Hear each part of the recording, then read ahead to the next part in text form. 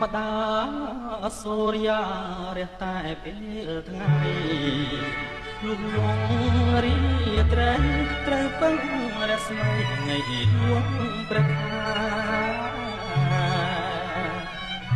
ឯខ្ញុំពេញវ័យមានសេរីដាតែដូចជាគ្មានន័យទេបំរើចិត្តពេកជាងខ្លួនកើតជាព្រះច័ន្ទមិនស្ដាយរស្មីស្ម័គ្រជួយរីត្រីបំភ្លឺលោកីជួបសែងសូរ្យាគឺរាំងនៃខ្ញុំរៀមច្បងគ្រួសារមិនថងពីដួងច័ន្ទថ្លាអូជាវាសនាជួនសាច់ជាឯងស្នេហាដូចជាទឹកលើស្លឹកឈូកត្រូវខ្យល់បំផោកយំសោកបោកកាយស្ដាយស្លាក់នឹងឈូកចេញម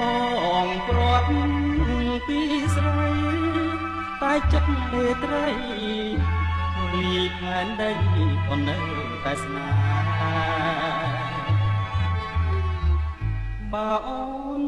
ជាបងតើធ្វើយ៉ាងណាមកខាងស្នេហាមកខាងទៀតគ្រួសារដែលត្រូវដល់ស្វាយអូនណាយស្នេហាអ្នកណាមិនស្ដាយ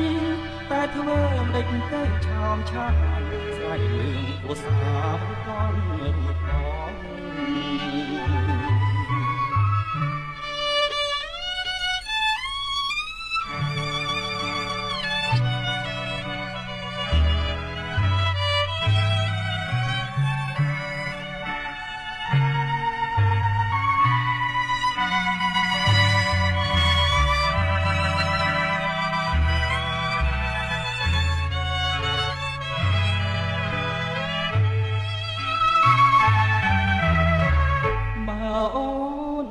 ជាបងតើធ្វើយ៉ាងណា